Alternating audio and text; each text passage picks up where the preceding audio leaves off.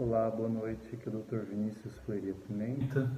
Hoje nós vamos abordar aí o tema da valvopatia mitral, em especial a insuficiência mitral, os seus diversos aspectos, né, fisiopatologia, o porquê da ocorrência da doença, quais os aspectos de tratamento, como identificar essa doença. E vamos abordar alguns temas que são perguntas frequentes dos pacientes. E se você tiver alguma pergunta, algum questionamento parecido com o que a gente vai abordar, é legal que você siga esse vídeo até o final para ter as respostas aí no que a gente pode ajudar do ponto de vista, principalmente do ponto de vista cirúrgico, que é a nossa área de atuação, tá? Então vamos lá. A primeira pergunta, uma pergunta muito frequente: o que a insuficiência mitral pode causar no indivíduo? Quais os sintomas e por que isso acontece, né? A insuficiência mitral é grave em todos os casos? Sempre é grave? Sempre a gente deve se preocupar? Então, um outro questionamento. Quanto tempo em média vive uma pessoa com insuficiência mitral, seja ela grave ou não, né? Quais os sintomas da insuficiência mitral, os mais comuns, né, na fase da doença avançada? Como é que é feita a cirurgia? Como é que eu reparo? Como é que é a troca? Como que a gente aborda, né, a válvula mitral? Como é que é o pós-operatório imediato? Quais são os cuidados imediatos, né? Como é a recuperação depois da cirurgia? E quais os procedimentos alternativos à cirurgia clássica aí, de troca ou reparo da válvula mitral? Então vamos lá. A pergunta número 1, o que a insuficiência mitral pode causar? Então, a válvula mitral é a válvula relacionada ali com o lado esquerdo do coração, né? Está íntima relação ali entre o átrio esquerdo e o ventrículo esquerdo. Então, ela regula a passagem ali do sangue, né, vindo, né, das artérias pulmonares, passando pelo átrio esquerdo e chegando até o ventrículo, onde vai cair na circulação sistêmica cerebral, né, o sangue, dentro do ciclo cardíaco, né, que a gente fala. Então, quando a gente olha, né, a válvula mitral abrindo o átrio esquerdo, nós vamos ver que ela tem duas faces, né, duas posições ali anterior, o folheto anterior e o folheto posterior, né? Tanto é que a gente usa as iniciais A e T para identificar cada um desses folhetos. E olhando, né, quando a gente abre o átrio esquerdo, a gente vê que essa válvula se assemelha muito ao chapéu de bispo. Então, tem o formato anatômico do chapéu de bispo. Então, o que a insuficiência mitral pode causar? A insuficiência é quando os folhetos não se fecham adequadamente, né, como deveria, porque ele precisa ter uma abertura para o sangue passar do átrio esquerdo para o ventrículo esquerdo, e quando esse sangue esse volume sanguíneo termina de passar para o ventrículo esquerdo, ele também tem que ter a flexibilidade de realizar o fechamento para o sangue não retornar, né?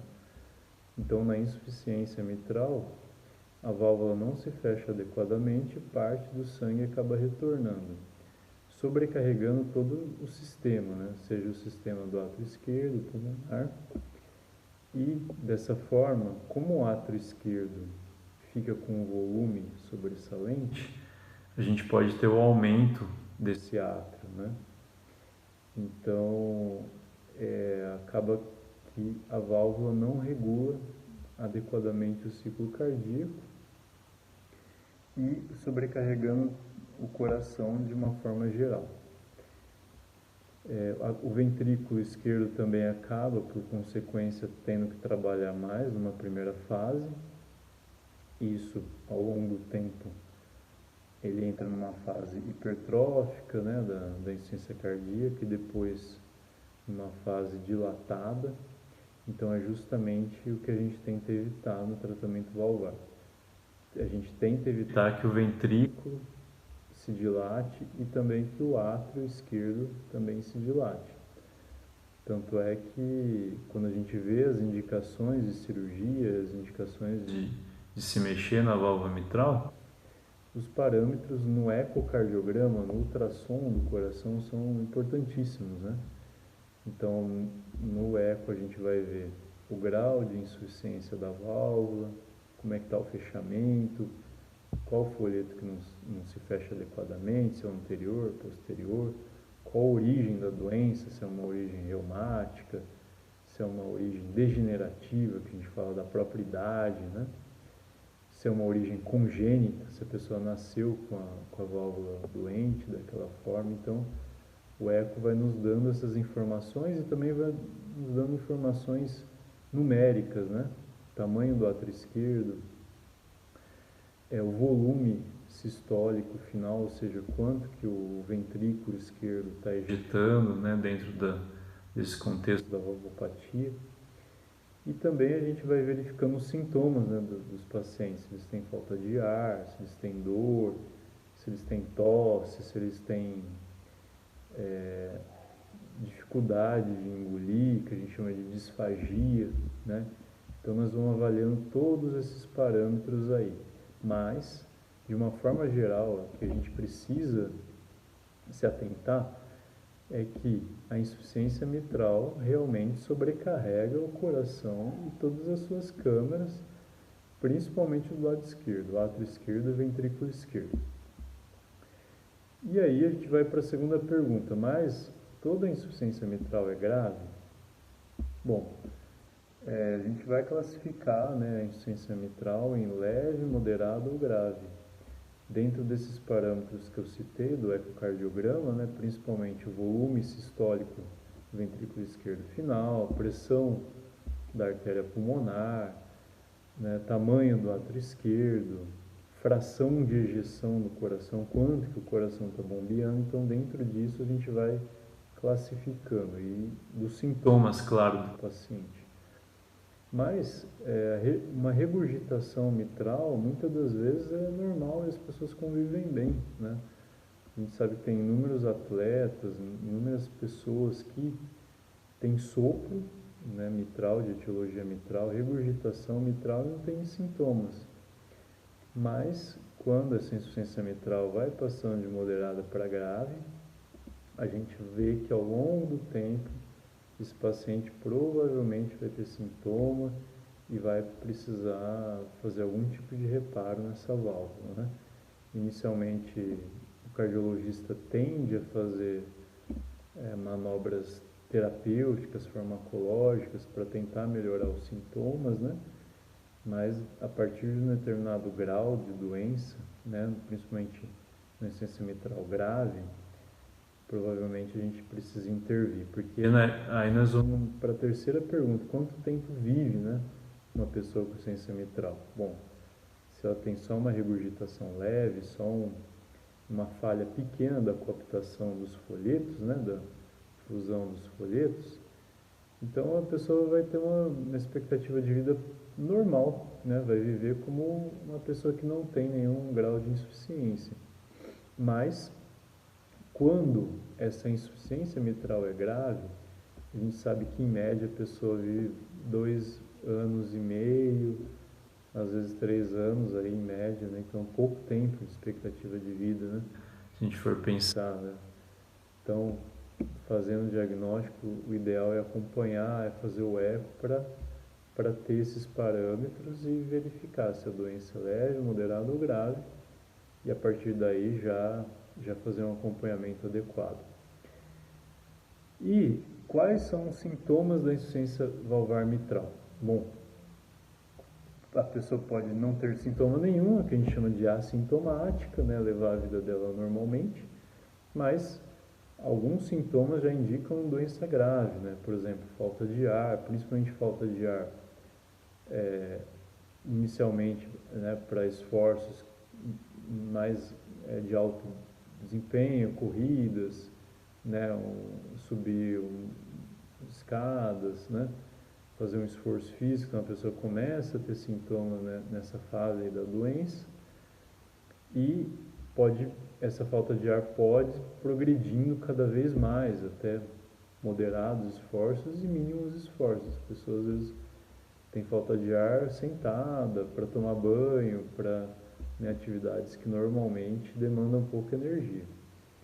Também pode ter o que a gente chama de dispneia paroxística noturna, a pessoa acordar no meio da noite, está deitada no reto e precisar sentar para respirar adequadamente, né?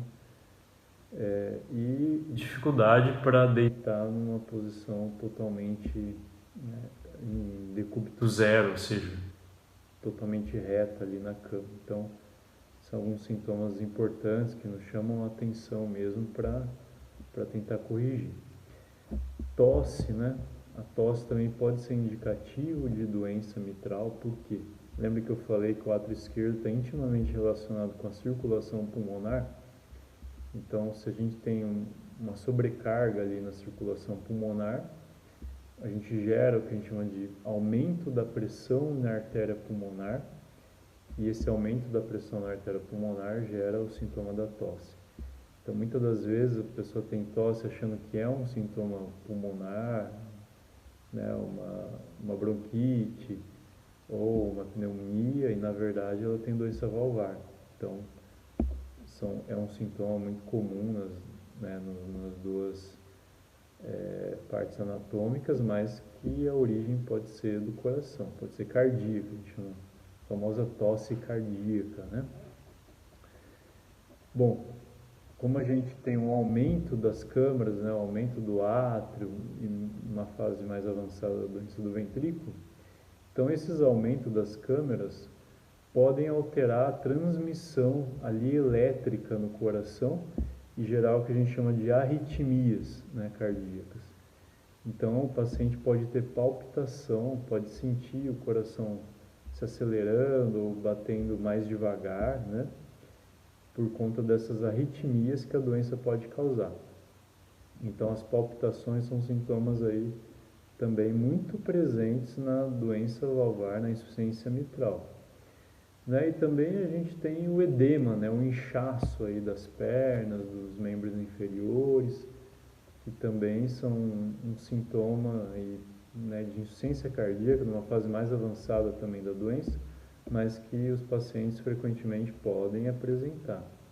Então, ficar atento, né, a falta de ar, a palpitação, a inchaço nas pernas, uma tosse constante, numa fase mais avançada da doença, dificuldade para engolir, porque a gente sabe que o átrio esquerdo e o esôfago ali no mediastino, né, eles podem o átrio esquerdo pode até comprimir um pouco o esôfago e causar esse sintoma, então a gente precisa ficar atento a tudo, né, numa avaliação aí clínica, né, do paciente, e numa propedêutica, depois o ecocardiograma vai nos dar sinais importantíssimos da doença, determinar direitinho a doença, né?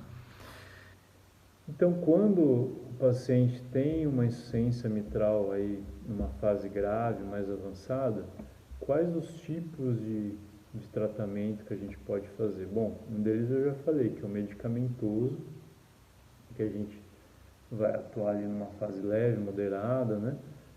E para evitar que muitas vezes que a doença progrida, né? Mas quando chega numa fase grave, a cirurgia já se faz necessária. Então, o que a gente tem? A gente tem né, a cirurgia de plástica, né, mitral, que é o padrão ouro, ou seja, na insuficiência mitral, principalmente quando a gente fala ali de folheto posterior, né? Então a gente tem as famosas plásticas aí, valvares, né? Que a gente pode, né, redesenhar a válvula de uma maneira que ela fique adequada.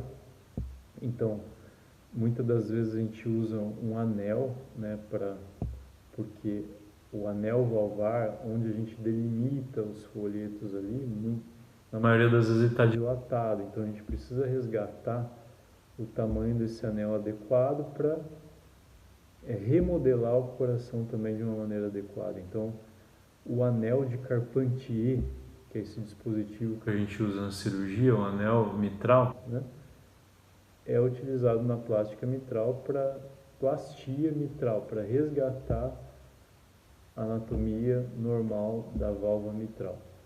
E também a gente pode fazer pequenas incisões, né, retirar a parte do folheto, que normalmente tem muito folheto, tem folheto a mais da válvula que a gente pode tirar e dessa forma redesenhar a válvula mitral. Então a plastia ou plástica mitral acaba sendo o padrão ouro dentro da cirurgia, né, da cirurgia mitral. Quando a anatomia dessa válvula está muito ruim, muito impossível da gente fazer plástica, da gente fazer o reparo da válvula mitral, aí a gente parte para a cirurgia de troca. A gente faz a troca dessa válvula do paciente por uma prótese.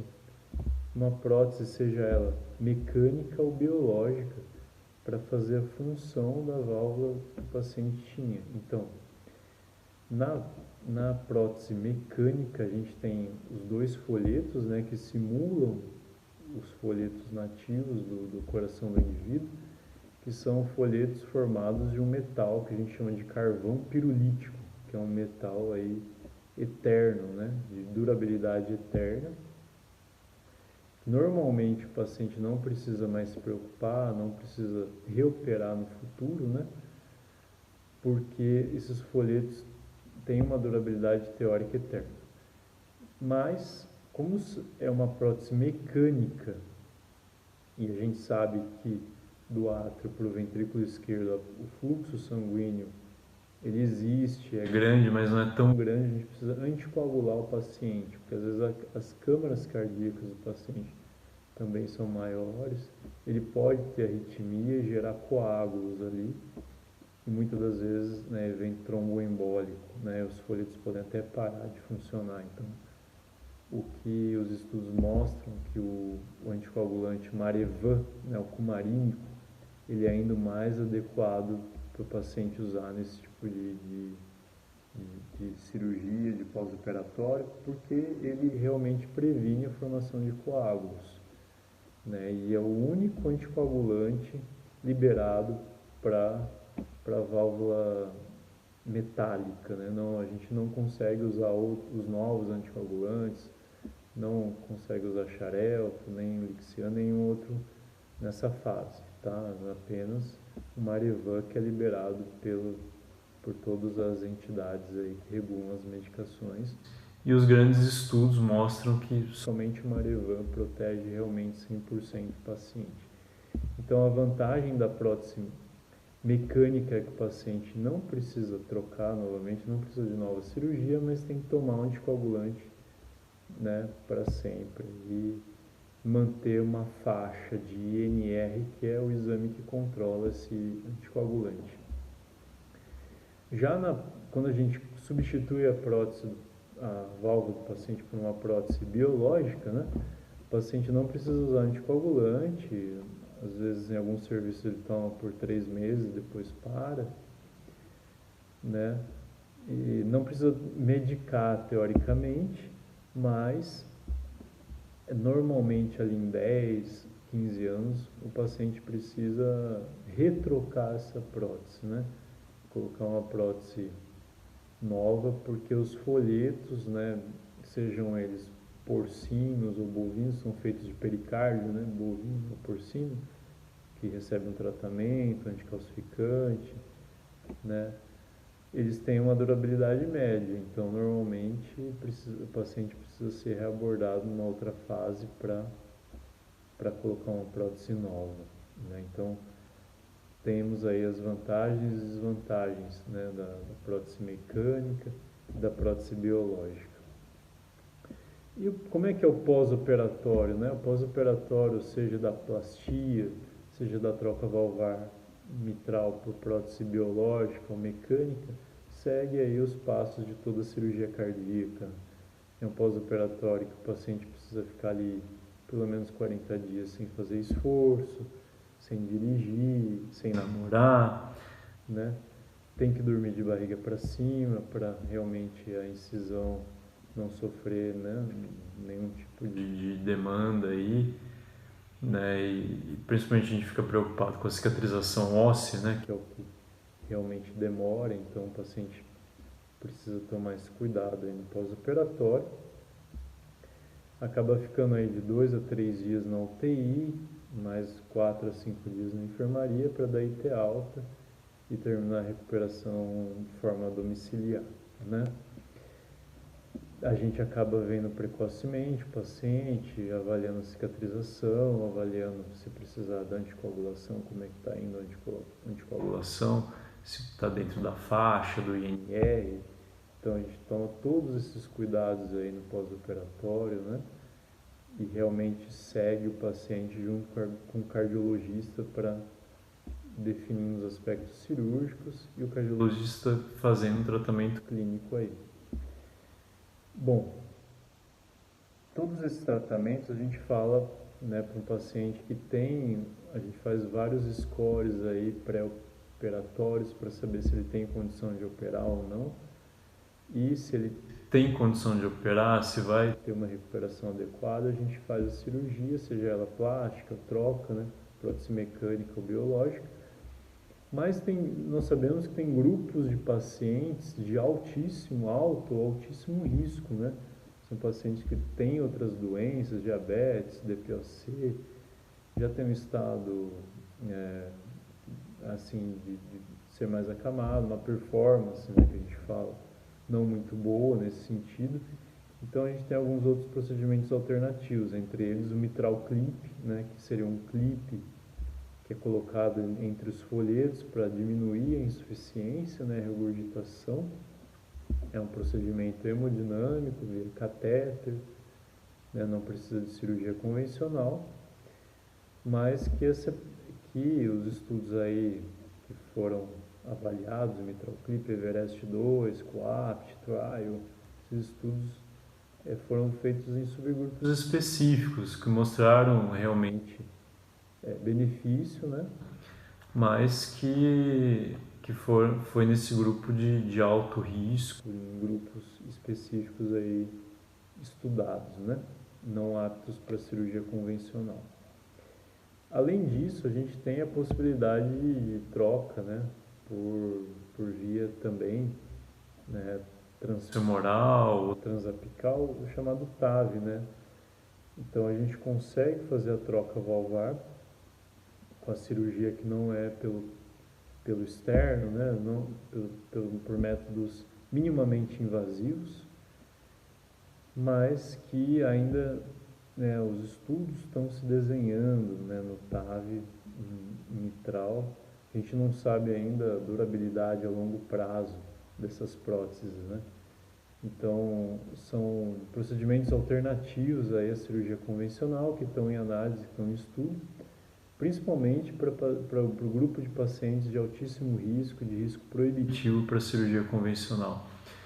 Então, mesmo para aqueles pacientes, né, que a gente sabe que pode, mas meu familiar pode não aguentar a cirurgia convencional, realmente, mas a gente tem algumas alternativas, ainda são alternativas que estão em estudo, que estão em análise, mas que existem. Por exemplo, quando o paciente já tem uma idade muito avançada e tem uma prótese biológica já prévia mitral, a gente consegue fazer valve em valve, né? Ou seja, colocar uma prótese dentro da outra.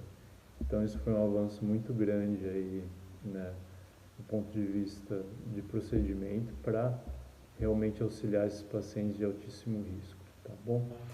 Então foram algumas noções e algumas abordagens sobre o tema da insuficiência mitral. Espero ter ajudado e vamos continuar debatendo os temas aí em cirurgia cardíaca para cada vez mais a gente elucidar e tentar, né, orientar as pessoas. Muito obrigado, um abraço.